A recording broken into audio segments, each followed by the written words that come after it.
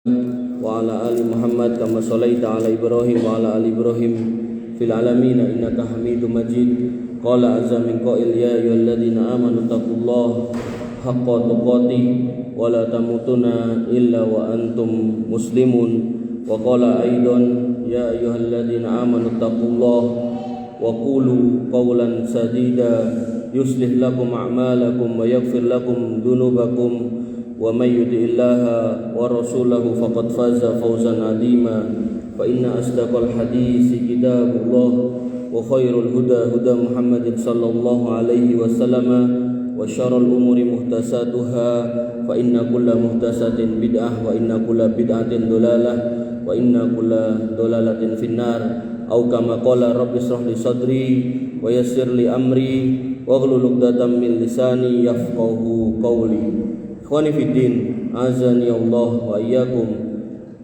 Puji syukur kita haturkan kehadirat Allah Subhanahu wa taala yang sampai detik ini dengan berbagai macam usia kita, Allah Subhanahu wa taala masih memberikan nikmat iman di dada kita.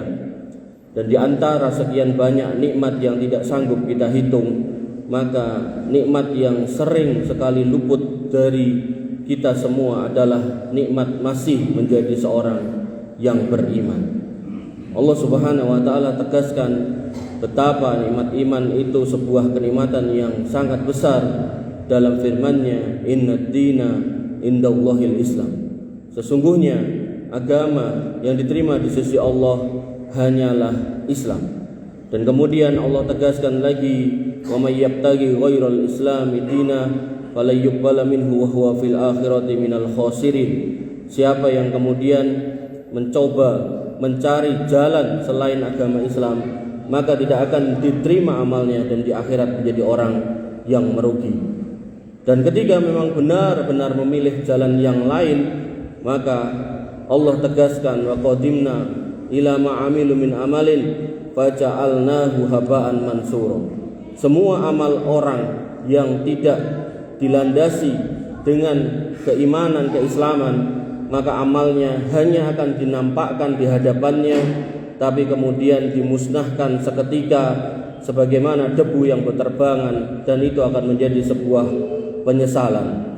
Ikhwani fiddin, azani Allah wa iyyakum. Oleh karena itu, maka memilih Islam bukan sebuah paksaan, tapi begitu sudah memilih Islam sebagai sebuah pilihan, maka seyogyanya kita sebagai seorang yang beriman harus senantiasa berusaha menjadi seorang muslim yang baik, sebagaimana firman Allah Subhanahu wa taala, "Udkhulu fis silmi kafah wa la tattabi'u khutuwatis syaitan." Kalau menjadi orang yang beriman, ngaku sebagai orang Islam, maka jangan setengah-setengah. Masuk secara menyeluruh dan ikuti apa yang diperintahkan dan jauhi apa yang dilarang, dan itu adalah hakikat dari sebuah ketakwaan. Makanya setiap Jumat hampir semua khatib selalu mengingatkan umat kaum muslimin, saudara-saudaranya, untuk ittaqullah haqqa tuqatih, beriman dengan penuh ketakwaan, bertakwa dengan penuh kesungguhan, mengikuti perintah Allah dan Rasul-Nya dengan penuh ketulusan. Maka ketika itu sudah terjadi, maka bisa kita katakan fashhad bi anna minal muslimin, maka persaksikanlah bahwasanya kami adalah orang-orang Islam yang menyerahkan hidup kami kepada Allah Subhanahu wa taala. Ikhwani fiddin, azani Allah wa iyyakum.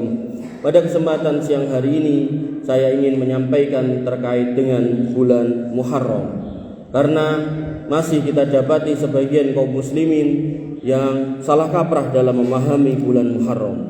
Allah tegaskan dalam Quran surat At-Taubah ayat 36 bahwasannya Muharram adalah bagian dari bulan suci dalam Islam, bulan mulia di dalam Islam, sebagaimana firman-Nya, "Inna iddatas suhuri indallahi isna asara sahran fi kitabillah yauma khalaqas samawati wal arda minha arba'atun hurum." Sesungguhnya bilangan bulan pada sisi Allah adalah 12 bulan dan itu dalam ketetapan Allah di waktu Allah menciptakan langit dan bumi, dan di antara bulan itu ada 4 bulan haram, ada 4 bulan suci. Kemudian Nabi SAW menegaskan, inna zamana qad istadara ka hayatihi yauma khalaqas samawati wal ard. Waktu berputar sebagaimana keadaan sejak Allah menciptakan langit dan bumi. As-sanatu isna asara sahron, dalam 1 tahun itu ada 12 bulan. Minha arba'atu hurum, di dalam 12 bulan itu ada 4 bulan haram. Salisatun mutawalliyat, ada 3 yang berurutan, yaitu Dzulqa'dah wa Dzulhijjah wal Muharram. Jadi Dzulhijjah bulan haji, sebelumnya Dzulqa'dah, setelahnya sekarang Muharram. Kemudian wa Rajab Mudhar alladzi baina Jumadi wa Sya'ban, dan kemudian yang keempat adalah Rajab yang berada di antara Jumadil Akhir dan Sya'ban. Wa nabiyyin azani Allah wa iyyakum, dalam sebuah hadis riwayat Imam Muslim, Nabi pernah menyebut bulan Muharram sebagai Sahrullah, bulannya Allah Subhanahu wa taala. Dan Imam Al-Hasan Al-Basri berkata, afdalu al-ashur al-haram al-hurum sahrullah al-muharram. Dan di antara 4 bulan haram itu yang paling utama menurut Imam Hasan Al-Basri adalah bulan Muharram. Oleh karena itu maka Allah menegaskan ketika disebutkan sebagai bulan-bulan haram, maka di situ ada larangan untuk kemudian berperang. Sebagaimana firman-Nya pada Quran surat At-Taubah ayat 5, fa idzan salahal ashurul hurum faqtulul musyrikina haitsu wajadtumuhum. Apabila sudah habis bulan-bulan haram itu, maka perangilah orang-orang musyrik di mana saja kamu jumpai mereka. Ini menunjukkan bahwasanya dari 12 ada 4 bulan di mana kaum muslimin tidak boleh berperang. Tentu nanti dalam bab peperangan dalam Islam, fikih jihad, fikih perang, maka ketika memang diserang duluan maka boleh untuk membalas, tapi tidak boleh memulai pada bulan-bulan haram. Ini menunjukkan bahwasanya bulan haram adalah bulan yang mulia yang tidak boleh dinodai bahkan dengan pertumpahan darah. Kemudian Allah juga tegaskan tentang larangan bermaksiat di dalam bulan haram sebagaimana firman-Nya, fala tadlimu fihinna anfusakum, dan janganlah kamu mendolimi dirimu pada bulan haram yang 4 itu. Kemudian dikatakan oleh Qatadah terkait ayat tadi, beliau rahimahullah mengatakan, inna dulma fil ashuril haram a'damu khati'atan wa wizran minad dulmi fi masiwahu. Orang-orang yang berbuat dosa pada bulan haram yang 4 tadi, dosanya lebih besar daripada dosa-dosa di bulan selain bulan haram. Kenapa? Karena itu adalah bulan yang mulia. Wa nabiyyin azani Allah wa iyyakum, sehingga Nabi SAW menyatakan bahwasannya termasuk amal yang baik adalah puasa di bulan-bulan haram, sebagaimana sabdanya, afdhalus siyam ba'da Ramadan sahrullah al-muharram. Puasa yang terbaik setelah Ramadan adalah puasa di bulan Allah, yaitu Muharram. Kemudian Nabi SAW pernah melakukan puasa bulan Muharram dan beliau mengatakan, siyamu yauma asyura ahtasibu 'alallahi ayyukaffira sanah alladzi qablahu. Maka berpuasa di bulan Muharram pada tanggal yang ke-10, yaitu puasa Asyura, maka aku berharap semoga Allah kemudian mengampuni dosaku 1 tahun yang telah lalu. Dan para ulama sepakat bahwasannya ketika ketemu dengan hadis-hadis model seperti ini, ada janji ampunan langsung seketika ketika mengamalkan amal sunnah, maka yang dimaksud adalah dosa-dosa kecil. Adapun dosa-dosa besar, maka tetap dibutuhkan pertaubatan kepada Allah Subhanahu wa taala. Wa nifidin azani Allah wa iyyakum. Dalam sebuah riwayat, Rubai' binti Ma'awad radhiyallahu anha berkata, menjelaskan bagaimana mereka dulu para sahabat mengajak anak-anaknya untuk berpuasa pada tanggal 10 Muharram, sebagaimana perkataannya yang diriwayatkan oleh Imam Bukhari dan Imam Muslim, fakunna nasumuhu ba'du wa nasumu sibyanana wa naj'alu lahum al-la'bah minal ahni. Dulu kami berpuasa bersama anak-anak kami dan kami membuat mainan dari bulu-bulu. Fa idza baka ahadahum, apabila mereka nangis ala ta'am, minta makan, a'tainahu dzalika, kami berikan mainan-mainan buatan kami itu. Hatta yakuna indal iftar, sampai mereka lupa dan tiba-tiba datanglah waktu berbuka. Ini menunjukkan bahwasannya sunnah berpuasa di bulan Muharram, wabil khusus tanggal 10, merupakan sebuah sunnah yang utama. Dan Nabi SAW ketika mengamalkan hal itu, ada sahabat yang kemudian bertanya kepada Nabi SAW, ya Rasulullah, wahai Rasulullah, innahu yauman tu'addimuhul yahud wan nasara. Tanggal 10 Muharram ini tanggal atau hari yang diagungkan oleh orang Yahudi dan Nasrani. Gimana seperti itu? Kemudian Nabi SAW pun bersabda, karena Nabi itu gak senang menyamai dengan orang Yahudi dan Nasrani, gak pengen penampilannya, gak pengen sama, amalnya gak pengen sama, gaya-gayanya gak pengen sama, pengen beda pokoknya dengan dua agama itu. Maka Nabi SAW mengatakan, fa'idha kanal amul muqbil, sekiranya tahun depan aku masih dikasih nyawa, insya Allah atas izin Allah, sumnal yaumat tasi, kita akan berpuasa enggak cuma tanggal 10 tapi mulai tanggal 9. Falam ya'til amul muqbil hatta tuwfiya Rasulullah sallallahu alaihi wasallam. Dan ternyata di tahun depan beliau SAW umurnya tidak nyampe.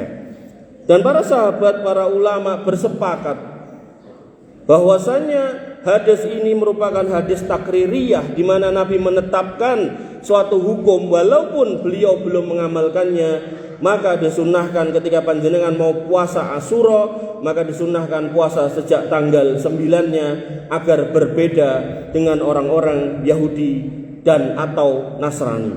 Wa nafidin azani Allah wa iyyakum.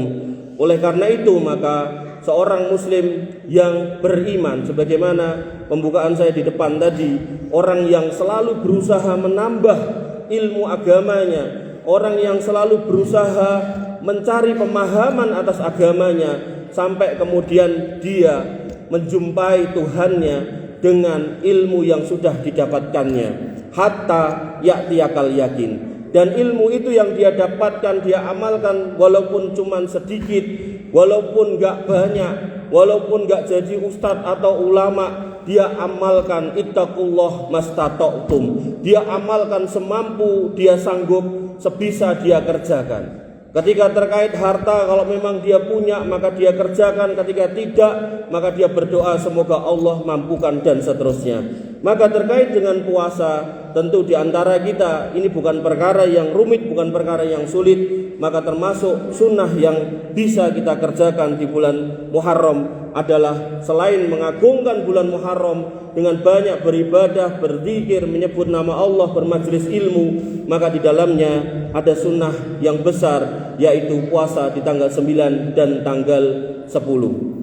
Ini adalah khutbah saya yang pertama. Semoga bermanfaat buat kita semua. Barakallahu li wa lakum fil Qur'anil azim wa nafa'ani wa iyyakum bima fihi minal ayati wa dzikril hakim wa taqabbalallahu minni wa minkum tilawatahu innahu huwal ghafurur rahim.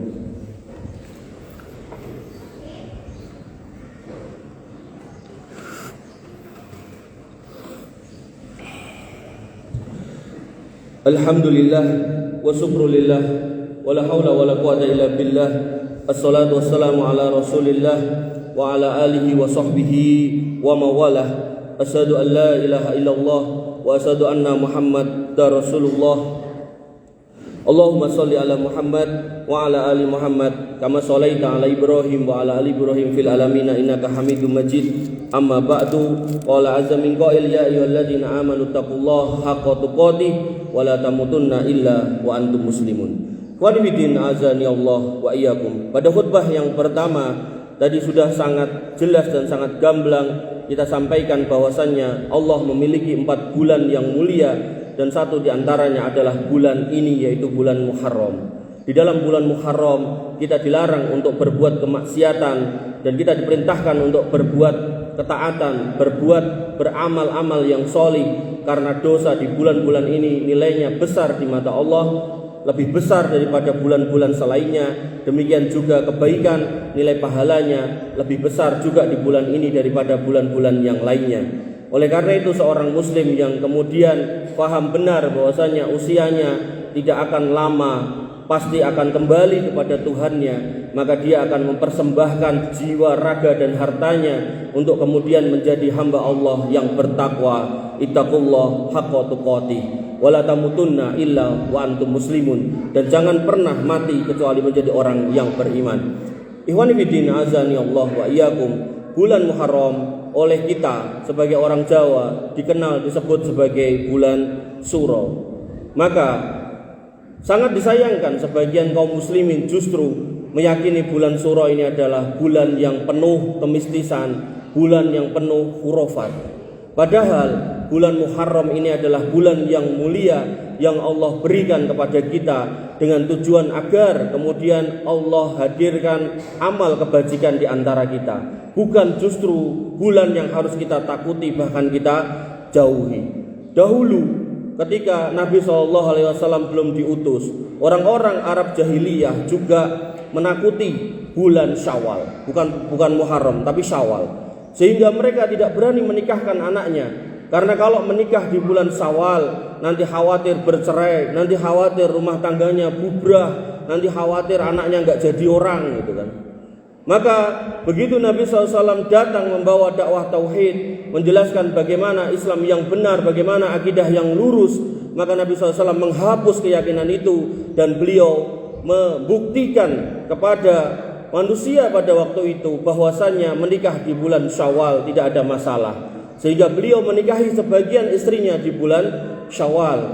Maka hal yang serupa terjadi di kita sebagai orang Jawa. Bagaimana kemudian kita menakuti bulan Muharram, bulan Suro, sehingga kita tidak berani menikahkan anak kita karena takut akan bercerai dan seterusnya. Padahal kalau kita mau membaca data dengan jujur dan teliti, perceraian ada banyak dan mayoritas mereka menikah tidak di bulan Suro. Ini menunjukkan bahwasannya justru bulan Suro adalah bulan yang baik. Ketika bulan yang baik maka disunahkan beramal yang baik. Sampai Nabi SAW mengatakan terkait pernikahan, fi bidi ahadikum sodaqah, dalam pergaulan kamu dengan istrimu, kamu dengan pasanganmu bernilai sedekah. Maka orang yang paham betul dengan sabda ini, dia akan kemudian berusaha bersedekah dengan hartanya kalau mampu. Kalau tidak mampu maka dia bisa bersedekah kepada istrinya dengan cara mendatanginya.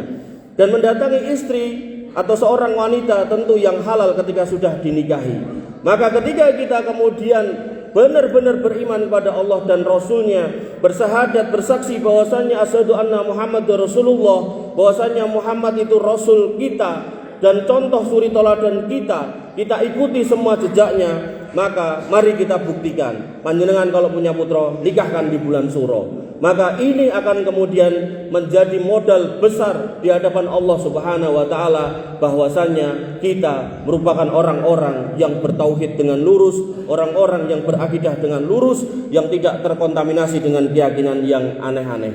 Bapak Ibu yang dirahmati oleh Allah Subhanahu wa taala, bahkan ada sebagian orang Islam yang ngaku Islam kemudian menjadikan bulan Muharram, wabil khusus tanggal 10 ini sebagai perayaan atas meninggalnya Imam Husain. Mereka mencambuk badannya, bahkan tidak cuma menggunakan cambuk tapi menggunakan pisau melukainya sampai meneteskan darah. Mereka adalah orang-orang Syiah Rafidah Isna Asariyah. Mereka orang-orang yang kemudian mengkultuskan manusia seolah-olah menjadi perwakilan Tuhan di muka bumi. Maka kalau kita mau jujur melihat sirah, yang namanya Al-Hasan dan Al-Husain memiliki bapak namanya Ali bin Abi Thalib. Ali bin Abi Thalib wafat juga dengan cara dibunuh, dipenggal kepalanya oleh orang-orang Khawarij yang memberontak pada pemerintahan Ali bin Abi Thalib. Tapi sekalipun sedetik pun tidak pernah yang namanya Al-Hasan dan Husain memeringati kematian bapaknya dengan cara menganiaya dirinya. Maka kalau kita lihat lagi kepada agama lain yang memiliki kebiasaan seperti ini adalah orang-orang Nasoro. Bagaimana kemudian ketika mereka memperingati proses penyaliban dari Tuhan mereka yang mereka akui sebagai Tuhan, yaitu Yesus Kristus, ketika membawa kayu salib Beliau disambut oleh pasukan Romawi dan mereka orang-orang Nasoro hari ini, sebagian orang Nasoro memperingati hal itu dengan mencambuk dirinya. Makanya kalau panjenengan cermati di depan tadi, bahkan Nabi ketika dikasih tahu ya Rasul tanggal 10 wong Yahudi yo poso gitu kan. Maka Nabi mengatakan ya wis nek nu tahun ngarep aku poso ke tanggal 9. Ini menunjukkan Nabi SAW itu enggak suka sama dengan agama lain. Seorang muslim harus punya identitasnya sendiri, harus punya cita rasanya sendiri, enggak boleh melu-melu. Oleh karena itu maka kita sebagai seorang muslim harus paham kedudukan bulan Muharram. Ini adalah bulan yang mulia, bulan yang Allah agungkan, bahkan disebut oleh Nabi SAW sebagai Syahrullah, bulan Allah, bulannya Allah, tempat di mana amal kebajikan dilipat gandakan dan tempat di mana dosa dilipat gandakan besarnya. Oleh karena itu maka kita di sisa umur kita maksimalkan hidup kita. Wabil khusus saat ini, barangkali bulan depan kita sudah tidak ada, maka kita maksimalkan hidup kita di bulan ini dengan banyak beramal soleh dan kita tinggalkan amal-amal yang toleh, amal-amal yang jelek. Wabil khusus juga keyakinan-keyakinan yang penuh khurafat. Bapak Ibu yang dirahmati oleh Allah Subhanahu wa taala, demikian khutbah saya yang kedua. Kita akhiri dengan doa. Allahumma sholli ala Muhammad wa ala ali Muhammad kama sholaita ala Ibrahim wa ala ali Ibrahim fil alamin innaka Hamidum Majid. Allahumma arhamna ya arhamar rahimin. Allahumma ighfir lil muslimina wal muslimat wal mu'minina wal mu'minat al ahya'i minhum wal amwat innaka sami'un qaribun mujibud da'wat wa ya qadiyal hajat. Rabbana dhalamna anfusana wa illam taghfir lana wa tarhamna lanakunanna minal khasirin. Rabbana ighfir lana dzunubana wa li ikhwanina alladhina sabaquna bil iman wa la taj'al fi qulubina ghillan lil ladzina amanu rabbana innaka raufur rahim. Rabbana ighfir lana dzunubana wa kaffir anna sayyi'atina wa tawaffana ma'al abrar. Rabbana ighfir lana dzunubana wa liwalidina warhamhum kama rabbawna shighara. Allahumma ighfir lahum warhamhum wa'afihim wa'fu anhum wa akrim nuzulahum wa wasi' madkhalahum waghsilhum bil ma'i wasalji wal barad. Allahumma ij'al quburahum rawdan min riyadil jinan wa la taj'al quburahum khufaran min khufarin niran ya arhamar rahimin. Irhamhum wa irhamna ya arhamar rahimin. Allahumma inna nas'alukal huda والتقى والعفاف والغنى اللهم إنا نسألك علما نافعا ورزقا طيبا وعملا متقبلا مقبولا يا أرحم الراحمين. ارحمنا فاغفر لنا ما قدمنا وما أخرنا وما أعلنا وما أسررنا وما أنت أعلم به منا لا إله إلا أنت سبحانك إنا كنا من الظالمين وإن لم تغفر لنا وترحمنا لنكونن من الخاسرين. اللهم تقبل منا صيامنا وقيامنا وركوعنا وسجودنا وتخشعنا وتضرعنا لا إله إلا أنت سبحانك إنا كنا من الظالمين وإن لم تغفر لنا وترحمنا لنكونن من الخاسرين. اللهم إنا نسألك الجنة وما قرب إليها من قول وعمل ونعوذ بك من النار وما قرب إليها من قول وعمل. اللهم اكفنا بحلالك عن حرامك وأغننا بفضلك عمن سواك يا رزاق يا فتاح العليم يا ذا الجلال والإكرام. اللهم إنا نعوذ بك من فتنة المحيا والممات ونعوذ بك من فتنة القبر وعذاب القبر ونعوذ بك من فتنة المسيح الدجال ونعوذ بك من عذاب جهنم يا قوي يا عزيز يا ذا الجلال والإكرام. اللهم إنا نسألك الهدى والتقى والعفاف والغنى. ربنا آتنا من لدنك رحمة وهيئ لنا من أمرنا رشدا. ربنا آتنا ما وعدتنا على رسلك ولا تخزنا يوم القيامة إنك أنت السميع الدعاء إنك لا تخلف الميعاد. ربنا آتنا في الدنيا حسنة وفي الآخرة حسنة وقنا عذاب النار وقنا عذاب النار وقنا عذاب النار وقنا عذاب النار. عباد الله إن الله يأمركم بالعدل والإحسان وإيتاء ذي القربى وينهى عن الفحشاء والمنكر والبغي يعظكم لعلكم تذكرون ولذكر الله أكبر. أقيموا الصلاة.